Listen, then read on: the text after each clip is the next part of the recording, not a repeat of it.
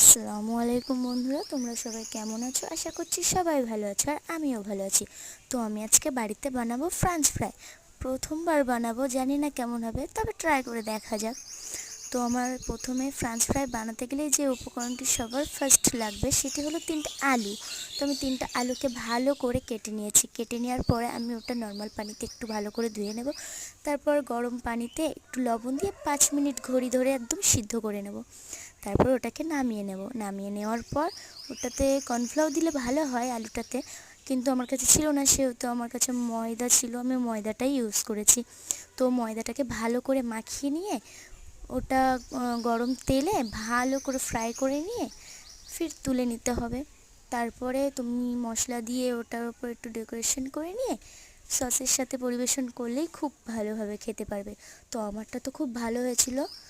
আর যদি ভিডিওটা ভালো লাগে তো সাবস্ক্রাইব করে দিও, লাইক করে দিও, কমেন্ট শেয়ার করে দিও। Tata, by.